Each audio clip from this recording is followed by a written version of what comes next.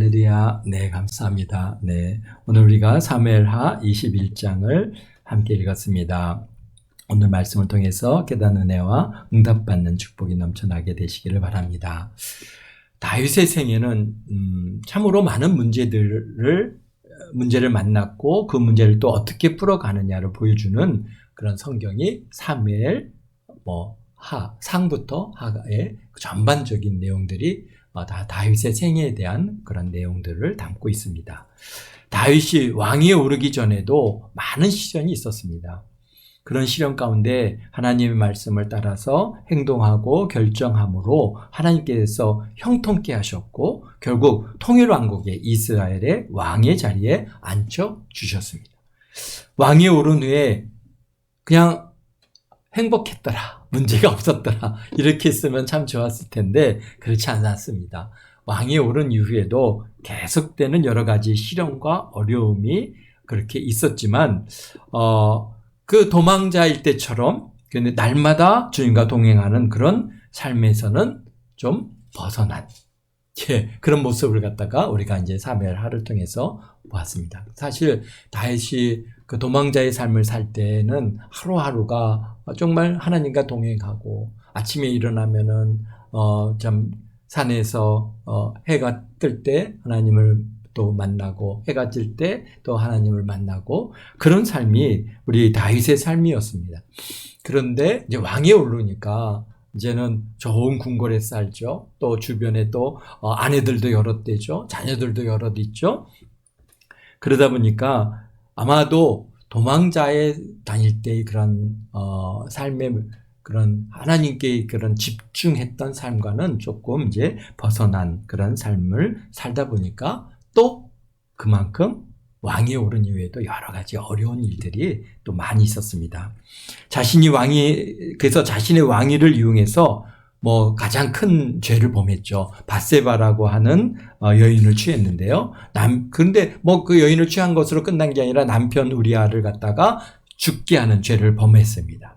이 죄로 인해서 이제 하나님께서 다윗 가정에 칼이 떠나지 않게 하겠다라고 하는 그런 저주를 허락하셨습니다. 그래서 그 이후로부터 이제 그러니까 다윗의 자녀들이죠. 다윗의 자녀들 형제간에 정말 죽고 죽이는 그런 갈등을 지켜봐야 했고 심지어는 자기가 또 나름으로 가장 사랑했던 아들 압살롬의 반역으로 인해서 도망을 가야 할 정도로 반란을 진압했지만은 그 과정에서 아들 압살롬이 죽게 되는 또 다른 아픔을 경험하는 그런 다윗 왕이었습니다. 그 모든 것들이 결국은 밧세바 사건을 우리아 사건을 통해서 이제 이 집안에 들어온 그러한 저주에 속하는 것이죠. 그렇습니다. 왕이라고 하는 주인은 단순히 가정의 문제만이 아니라 또 국가의 문제가 생기면 그 문제에 대한 책임감을 가지고 해결해야 하는 그런 막중한 책임도 같이 갖게 되는 것입니다. 왕이 권력만 누리는 것이 아니라 그 권력에 따른 책임도 함께 따른다는 것입니다. 21장은 지금까지 연대순으로 이렇게 20장까지는 다윗의 생애를 갖다 쭉 연대순으로 이렇게 기록하고 계셨기 때문에 그 다윗의 역사, 이스라엘의 역사를 이게 이제 시간과 사건의 연속성을 통해서 이스라엘과 다윗의 왕의 삶을 들여다볼 수 있었습니다. 그런데 21절부터 24절까지는 그런 시간적인 그러한 순서보다는 주요 사건을 기록해 줌으로써 하나님께서 인류가 어떻게 의를 이룰 것이며 이스라엘 사람과 맺은 언약이 시간이 지나도 상황이 변하여도 변함없이 그렇게 지켜져야 하는 것이요. 언약은 또 약속을 지킴으로써 하나님의 진노와 하나님의 심판이 그칠 수 있다는 것을 우리에게 보여주는 그런 사건이 오늘 21장에 기록되어지고 있습니다. 그렇습니다. 우리 20장까지는 전부 그냥 시간에 따라서 그게 이제 순차적으로 이루어졌다고 하면은 이제 21장부터는 우리 하나님께서 오늘 우리들에게 꼭 주고 싶은 말씀들을 이제 어떤 사건을 통해서 우리에게 이제 이렇게 기록으로 남겨주셨는데 오늘 우리 21장에서 보여준 주요 사건은 뭐냐면은 약속입니다. 언약입니다. 언약은 어떻게 된다? 지켜야 된다. 또 그래서 하나님께서는 뭡니까? 그런 언약을 지키기 위해서 심지어는 어땠습니까? 자신의 아들 예수 그리스도를 갖다 이 땅에 보내주셨고 그분이 십자가에서 죽으심으로써 우리의 죄를 대속하실 수 있는 그런 뼈아픈 그러한 희생을 감당하시기까지 얼마든지 우리 예수님께서는 이제 나는 십자가 못 지겠습니다라고 했다면은 아마 우리에게는 소망이 없었겠죠. 그러나 그런 약속이기 때문에 언약이기 때문에 그것을 내게 비록 해가 오고 내가 정말 큰 고통을 당한다 할지라도 그것을 변치 않고 지키는 그런 우리 하나님의 성품을 오늘 21장에서 오늘 우리에게 보여주고 계시는 것입니다. 그래서 우리가 21장의 사건을 이렇게 들여다보면은 참 너무나 마음 아픈 일이고 우리가 생각하기에는 참 이처럼 이렇게까지 해야 되나? 이런 생각을 갖다가 우리가 갖게 하는 그런 일이기도 하지만은 그러나 하나님께서는 약속을 지키기 위해서는 어떤 희생도 그렇게 마다하지 않겠다라고 하시는 그런 그 하나님의 마음을 여기에 담고 있는 줄로 믿습니다. 그래서 우리가 하나님 앞에 약속한 것은 비록 시대가 변하고 생활이 변화해도 나에게 비록 손해가 된다 할지라도 소원을 갚으시는 그런 약속을 지키시는 그러한 은혜가 있게 되시기를 바랍니다. 오늘 1절입니다. 3년간 기근이 있었습니다. 1절에 보니까 다윗의 시대에 해를 거듭하여 3년 기근이 있으므로, 그러니까 연속해서 3년입니다. 그러니까 띄엄띄엄 3년은 그래도 좀 덜 어려울 텐데 이게 올해도 가뭄이고 그 다음에도 가뭄이고 그 다음에도 가뭄이면 진짜 이거는 먹을 것이 하나도 없다는 얘기입니다. 그러니까 기근이 얼마나 심각한지 아마 이루 말할 수 없는 것이죠. 그러니까 3년간 기근이 있었습니다. 당시 이스라엘은 어떤 사회입니까? 농경사회잖아요. 오늘 우리가 우리나라의 기근 이렇게 흉년이 들었다고 해서 여러분들 먹는 거 걱정을 안 하잖아요. 왜? 우리가 지금은 농사로 우리가 이 사회가 운영되는 게 아니고 사실은 이제 다른 산업을 통해서 운영되니까 그 산업을 통해서 벌어들인 걸로 외국에서 다 수입을 해서 우리 대부분 우리가 먹는 농산물의 주요 주요 물품들은 대부분 많이 수입해서 먹죠. 우리 밀에서부터 시작해서 보리나 이런 것들은 쌀을 제외하고는 거의 대부분 우리가 이제 수입해서 먹게 되는데요. 그러니까 그렇게 해결하면 되는 문제인데 사실 그 당시에는 농경사회거든요. 그리고 또 다른 나라의 잉여 생산이 충분치 못하단 말이에요. 언제든지 농경사회가 인구가 늘면은 항상 부족한 게 먹을 것을 부족하기 때문에 그래서 먹을 문제, 농산물을 키우는 방법은 지금처럼 이렇게 농업 기술을 갖다가 막 발전시켜갖고 농산물을 확 키우는 게 아니잖아요. 땅을 갖다가 빼앗아서 그 땅을 경작해서 그래서 잉여 생산물을 갖다 넓혀가기 그러다 보니까 끊임없이 서로 간의 전쟁이 계속 이루어졌던 것들을 우리가 보게 되는데요. 참 그런데 이런 농경사회인데 이게 3년간 기근이에요. 그러면은 참 이거는 먹을 게 없이 정말 국민들이 그냥 왕에게 우리 먹을 거 달라고 계속 요구하는 그러니까 그로 인해서 기근은 이스라엘 경제가 무너지는 것이고 국가를 경영하는 왕에게는 그것이 책임으로 돌아오게 되어 있습니다. 그러니까 오늘날에도 대통령에게 많은 권력과 권한이 주어지지만 나라 경제를 잘 경영해서 백성들의 삶을 여유롭게 할 그런 책임이 그분에게 있는 것이죠. 나라 살림이 어려워지면은 백성들은요 대통령에게 권력을 갖다가 빼앗아 가지고 다른 사람에게 줍니다. 당신이 한번 잘 경영해 보십시오. 그래갖고 잘 경영하면은 그래 잘했다 칭찬해주고 그런데 보니까 여기가 어려워 그럼 또 뺏어서 또 좀 잘할 수 있는 사람 여기가 좀 지혜로운 것 같은데 한번 해보십시오. 그래서 이렇게 이제 다른 사람에게 주는데요. 그렇기 때문에 대통령의 가장 중요 관심은 나라 살림이고 백성들의 생활이 어렵지 않게 하는 것입니다. 어려움이 왔을 때 오늘 낮 예배에서도 함께 나누었듯이 하나님 앞에 기도해야 하는 것입니다. 다윗이 여호와 앞에 먼저 어떻게 하니까 이 기근이 오니까 하나님 앞에 기도하는 것이죠. 그랬더니 여기 보니까 그렇습니다. 다윗이 여호와 앞에 간구하매 여호와께서 이르시되 이는 사울의 피를 흘린 그 집으로 말미암았으니 그가 기브온 사람을 죽였음이라 하시니라. 그러니까 이게 응답이 왔는데 보니까 이는 사울과 그 피 흘린 그의 집안으로 말미암았는데 그가 기브온 사람들을 죽였기 때문에 이 기근이 왔다라고 그렇게 하나님께서 말씀하시는 거예요. 그러니까 갑자기 사울이 튀어나온 거예요. 아니, 다윗 시대 때, 다윗이, 너가 어떻게 해서 그랬다 그러면 다윗이, 주여, 제가 잘못했습니다. 회개하고 문제를 해결할 텐데, 이게 사울의 문제다라는 거죠. 근데, 이게 결국, 전임자 사울 왕의 범죄가 지금 이스라엘 땅에 기근이 오게 된 이유라는 것인데요. 어떤 일이 있었습니까? 바로 사울이 왕위에 오르고 얼마 안 돼서 사울 왕 여호와께 범죄를 했잖아요. 뭐냐면 하나님 말씀에 순종치 않았어요. 아말렉을 다 진멸하라고 했는데 가갖고 아말렉을 다 진멸하는 게 아니라 그가 보기에 좋은 그런 이게 동물들 소나 양이나 이런 것들은 다 가지고 오고 또 아각을 이 아말렉의 왕 아각을 갖다가 살려서 데리고 오는 이런 일을 갖다가 이제 그 사울 왕이 행함으로 인해서 하나님께서 그때 사울을 버리셨어요. 그리고 대신 누구를 갖다 그 뒤를 이어서 왕으로 삼으십니까? 다윗을 그 이후에 왕으로 삼으시는 이런 일들이 이제 사울 왕이 있었는데요. 그러니까 사울 왕의 특징이 우리가 알 수 있는 것 중에 하나는 여호와의 말씀에 순종하는 것보다 백성들로부터 인정받는데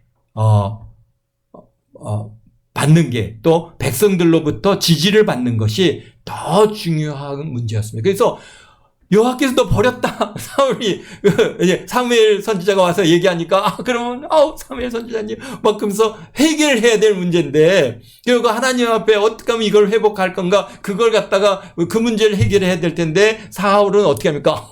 좀 나를 데리고 나가서 같이 하나님 앞에 제사 지내주세요. 왜? 백성들이 나를 갖다가 깔볼까 두렵습니다. 백성들의 눈에 이렇게 좋지 않게 보일까봐 두려우니까 좀 나를 갖다 백성들 앞에서 좀 높여주십시오. 라고 할 정도로 이 사람들에게 지지받는 일이 더 사울에게는 심각한 그런 문제였어요. 그래서 늘 백성들의 눈치를 보았고 특히 백성들의 장로나 대표들 또 각 지파의 대표들의 눈치를 늘 보면서 그렇게 이제 사울이 왕위를 초반에 이루어 갔습니다. 그런데 문제는 뭡니까? 기브온 사람들입니다. 이 기브온 사람 2절에 보니까 기브온 사람은 이스라엘 족속이 아니요 그들은 아모리 사람 중에서 남은 자라. 이스라엘 족속들이 전에 그들에게 맹세하였거늘 사울이 이스라엘과 유다 족속을 위하여 열심히 있으므로 그들을 죽이고자 하였더라. 이에 왕이 기브온 사람들을 불러 그들에게 물으니 이제 이렇게 기록하고 있는 거 뭡니까? 기브온 사람들은 사실 이스라엘 백성이 아니잖아요.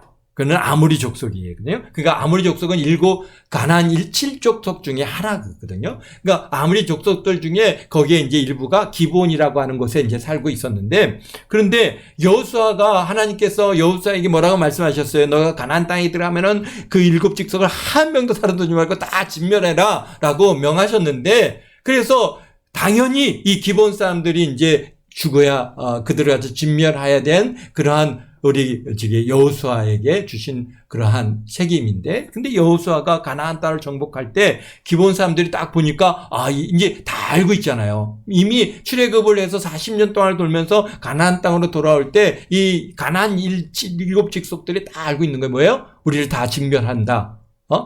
여호와 하나님께서 저 히브리 사람들에게 다 우리를 진멸하라고 했다라고 하는 그런 명령을 갖다 그들이 모르는 바가 아니거든요. 근데 딱 보니까 그래서 저들이 이제 넘어왔는데 얼마나 능력이 있나 이렇게 봤더니 그냥 여리고성이 무너지죠. 아이성이 무너지죠. 와 이거 안 되겠다. 우리도 그러면 우리는 저들보다 더 연약한데 우리가 여기서 가만히 있다가는 우리가 여기서 다 죽을 테니까 꾀를 냈잖아요. 어떻게 했어요? 멀리서 온 것처럼 다 꾸미고 옷도 헐고 빵도 막 곰팡이 쓴 걸 하고 그리고 다 가갖고 여호수아에게 우리가 저 멀리서 왔는데 우리 화친하러 왔습니다. 우리 서로 화친합시다. 그랬더니 여호수아가 그래 좋다. 그래, 우리 합친하자 그래갖고 언약을 맺었어요. 우리가 너희들 죽지 아니고 너희를 치지 않고 너희를 갖다 공격하지 않겠다라고 그렇게 언약을 맺었는데 나중에 보니까 바로 옆 동네거든요.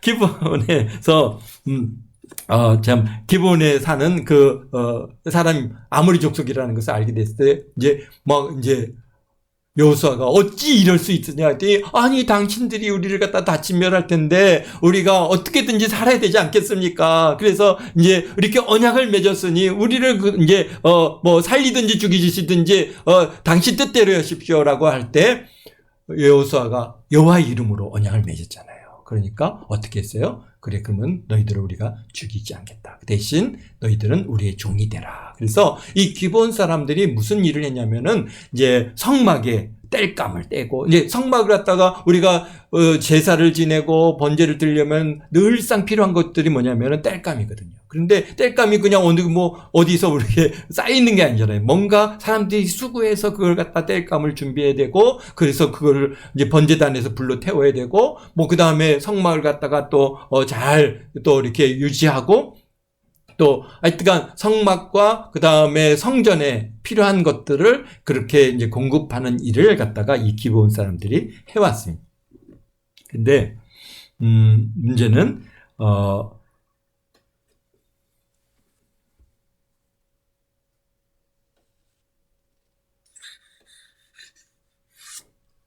그런데 문제는 이제 이 기브온 사람들이 항상 이스라엘 사람들과 같이 살다 보니까 지금 몇 년이나 됐어요? 사울 왕 때까지 한 400년이 되었거든요. 400년 동안을 갖다가 같이 이제, 어울려서 살다 보니까 뭔가 좀 서로 갈등이 있죠. 이 히브리 사람들 눈에는 이 기브온 사람들이 그렇게 좋아 보이지 않고, 또 기브온 사람들은 히브리 사람들 때 저놈들 너무 교만해. 우리한테 반다 그냥 우리 뭐라고만 하네. 막 이런 뭔가 서로 간의 갈등. 지금도 그렇잖아요. 우리 팔레스타인에 이스라엘 안에 살아가는 팔레스타인들 사람들과의 관계를 이렇게 보면은 서로 필요에 따라서 함께 살아가고 있지만은 그러나 이런저런 이유로 갈등이 발생하고 그로 인해서 심지어는 이제 테러도 일으키고 그러다 보면 테러를 일으키면 어떻게 합니까? 이스라엘 군대가 이제 팔레스타인 사람들이 거주하는 지역을 갖다가 이제 들어갑니다. 들어가서 그들을 갖다가 이제 테러를 일으킨 사람들을 갖다가 잡아내는데요. 그런데 보면은 정말 자국민 대하듯 하지 않습니다. 그러니까 팔레스타인, 만약에 이제 이스라엘 백성이라면은 그렇게 하지 않았을 거예요. 근데, 그러니까 막 가갖고 막 탱크로 그냥 집을 무너뜨리고 들어가고 그냥 잡아서 그냥 끌어가고 아주 정말 인정사정 없이 용서 없이 또 어떤 때는 아주 잔인하게 대하는 것들을 볼 수 있어요. 그럼 또 그런 걸 당하면은 또 팔레스타인 젊은 애들은 끌어올리잖아요. 그럼 또 뒤에 가갖고 돌멩이 던지고 테러를 가하고 이런 게 있어 계속해서 이런 갈등이 자꾸 이게 올라가는 그런 문제들이 이제 발생했습니다. 그러니까 아마도 이런 일들이 이제 기본 사람들과 그다음에 히브리 사람들 간의 갈등들이 좀 있었겠죠. 이로 인해서 서로 간의 갈등이나 미움이 더 커지고 결국은 어떤 문제가 있어요? 지난 2년 동안 이제 하마스와 더불어 전쟁을 치르는 그런 결과를 갖고 오는 것들을 우리가 보았습니다. 그러니까 기본 사람들과 함께 생활한 지 벌써 400년이 지났습니다. 그 기간 동안 좋은 일만 아마 있지는 않았겠죠. 기본 사람들과 이스라엘 사람들 간에 갈등이 있었을 것이고 이것을 이용해서 사울은 이스라엘과 유다 족속에게 지지를 받고자 기본 사람들을 잔인하게 학살했어요. 여기서 보니까 뭐라고 되어 있습니까? 우리 2절에 보면은 사울이 이스라엘과 유다 족속을 위하여 열심히 있으므로 그들을 죽이고자 하였더라. 그렇습니다. 그러니까 결국 여호수아와 더불어 맺은 언약을 어긴 것이고 여호와의 이름으로 이루어진 약속에 손상을 입힘으로써 여호와께서 진노하신 겁니다. 그러나 사울 왕 때가 아니라 다윗 왕 때 와서야 그 진노를 이스라엘 땅에 내리셨다는 것인 또 그것이 참 왜 그러셨을까? 그러니까 하나님의 정의를 회복시킬 수 있는 그런 사람의 때에 하나님의 뜻을 보이신 것이죠. 만약에 사울 왕 때 그랬다면은 아마 하나님께서 사울 왕과 이스라엘에 대한 굉장히 엄청난 진노를 내려서 이스라엘을 진멸하거나 또는 이스라엘에 큰 해를 입게 되는 그런 문제가 있겠지만은, 그러나 지금 다윗 왕은 어쨌든 하나님의 뜻대로 살고자 하는 그런 열정이 있으니까 하나님께서 이 다윗 왕 때 이제 3년이라고 하는 기근으로 그 문제를 지금 해결해 가고 계신 것이죠. 그래서 정의가 회복되고 이스라엘이 형통하게 하시는 또 은혜도, 그러니까 이런 하나님과의 맺은 언약, 또 이 죄악의 문제들이 해결되지 않으면은, 그러니까 늘상 여러 가지 문제들이 발생한다는 겁니다. 그래서 그것을 해결하고 가야 이스라엘이 또 복을 받고 형통함을 얻는 것이기 때문에 하나님께서는 참 3년이라고 하는 기근을 통해서 이제 이스라엘을 깨우치게 하신 것이죠. 만약에 사울 왕 때 이런 것을 드러내셨다면은 사울을 멸하시고 이스라엘에 큰 해를 내리시는 심판의 하나님으로 임하셨을 것입니다. 그래서 고난이 있습니까? 이 고난이 변하여 또 복을 주시려고 함을 아시고 하나님의 공의와 하나님의 뜻이 바로 세워지도록 우리가 노력할 필요가 있는 것입니다. 다윗 왕은 그래서 어떻게 합니까? 기브온 사람들을 찾아가서 야, 내가 너에게 어떻게 해주면 좋겠느냐? 그랬더니 기브온 사람들이 옵니다. 4절에 보니까 기브온 사람 이거 돈으로 이게 은금에 있지 않습니다. 그러니까 결국 돈으로 보상할 수 없는 문제입니다. 왜? 우리 가족들이, 우리 일가 친척들이, 참 사울 왕 때, 엄청나게 끌려가서 다 그냥 잔인하게 죽임을 당했으니까. 왜? 기브온 사람들 다 멸하려고 했거든요. 그렇게 하면 어떤 효과가 있어요? 이스라엘의 유다 지파나 이스라엘 사람들이 야, 잘했다. 역시 사울이 최고다. 그렇게 해서 사람들로부터 뭘 얻으려고? 지지를 얻으려고 하는 그런 사울의 마음입니다.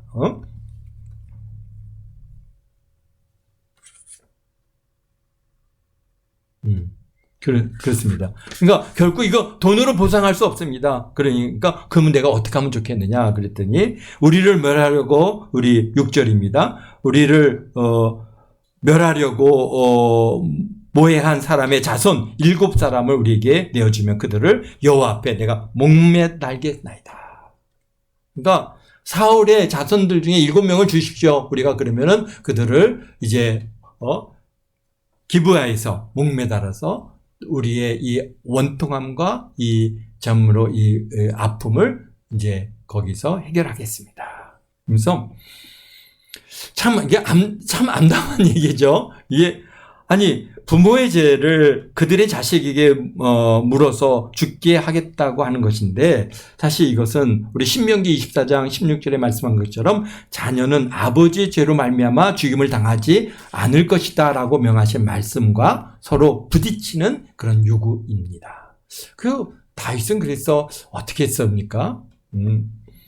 참 이게 8절 9절에 보면은 다윗 왕은 지금 이런 문제로 아마 고민했을 겁니다. 이거 어떻게 해야 될까? 그러나 결국은 다윗 왕이 사울 왕의 후궁 중 한 사람인 라스바에게서 난 사울의 아들 2명하고 그 다음에 사울의 첫째 딸 멜랍이 낳은 아들 5을 갖다가 잡아가지고 기브온 사람들에게 넘겨주었습니다. 그래서 기브온 사람들이 기브아에서 그들을 갖다가 이제 목매에서 참 이렇게 그들의 그러한 원통함을 푸는 것을 보게 된대요.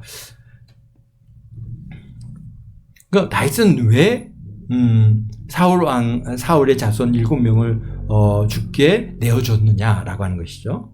근데 그게 이 신명기에서 주시는 이 말씀은 개인적인 범죄로 인해서 아들에게 죄를 물을 수 없는 문제입니다. 그러나 사울은 어떻습니까? 하나님의 언약을 파괴한 국가적인 죄를 지었기 때문에 죄의 값을 치를 책임이 누구에게 있다는 거예요? 자손에게도 있다라고 하는 것입니다.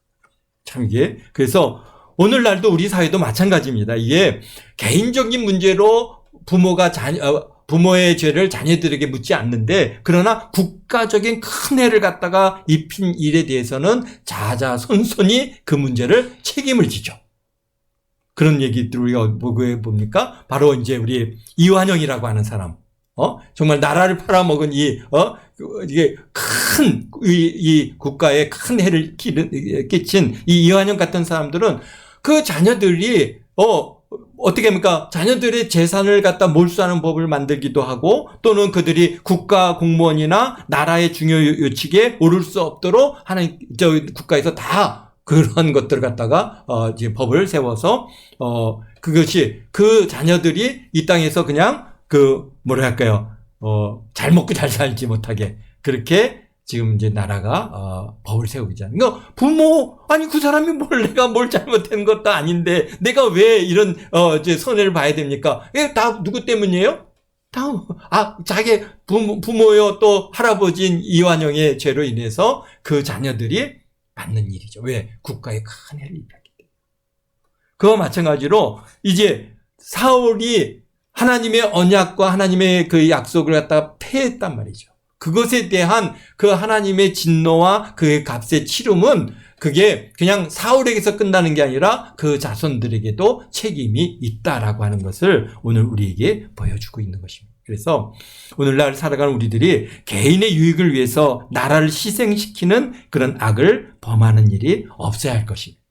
물론 일반인들인 우리들이 그럴 기회는 없겠지만, 만약에 정치를 한다든가 국가의 중요 요직에 있는 사람들이 자기 사리 사욕을 위해서 국가를 갖다 희생시키는 일은, 만약 이런 일이 있다면은 정말 그들은 그게 자신의 그러한 문제에서 자신의 그러한 대해서 끝나는 게 아니라 자녀들에게도 하나님께서 그 일들을 물으신다고 하는 것을 잊지 말아야 되는 것이죠. 그래서 나라 민족을 위해서 위하는 일들을 갖다가 우리가 잘 해 나가야지. 그래야 우리 자자손손이 복을 받고, 우리가 그렇지 않습니까? 우리 독립유공자들은 어떻습니까? 시간이 지나도 벌써 70년, 80년이 지나도 그 사람들을 찾아내서 국가가 서원하고 그들을 갖다가 어떻게든지 도우려고 노력하는 이 일들이, 그러니까 부모가 나라를 위해서 희생하면은 우리 국가가 다 그분들을 갖다가 또 자녀들까지도 우리가 서운하고 그분들을 돕고 있는 반면에, 나라에 해를 끼친 사람은 그 자녀들에게도 그렇게 법적으로 제한을 받는 그런 일들을 우리가 볼 수 있습니다. 그래서 우리가 참 국가의 중요 요직에 있는 사람일수록 하나님 앞에서 진실함을 유지하고 민족과 나라를 위한 일들을 행하시는 그런 마음을 가져야 된다는 것입니다. 또 우리들도, 여러분들이 이제 앞으로 자라서 그런 위치에, 그런 자리에 서게 될 때 사리사욕을 쫓는 것이 아니라 정말 나라를 생각하고 또 민족을 생각해서 참 바른 결정들을 해 나가게 되시기를 예수님의 이름으로 축원드립니다. 우리가 또 현재 이런 일을 맡고, 그래서 우리가 그 나라를 갖다 이끌어가고 있는 우리 대통령이나 또는 나라의 중요 요직들을 갖고 있는 분들을 위해서 우리가 기도해야 되는 이유가 바로 여기 있는 것입니다. 그래서 이런 분들을 위해서 바른 결정 또 바른 결단을 할 수 있도록 우리가 기도할 의무가 있는 것입니다. 아멘. 네, 기도하겠습니다. 우리 이 시간 우리 잠깐 기도하겠습니다. 이 나라 민족을 위해서 우리가 기도하겠습니다. 주여, 아버지 하나님, 참으로 이 시간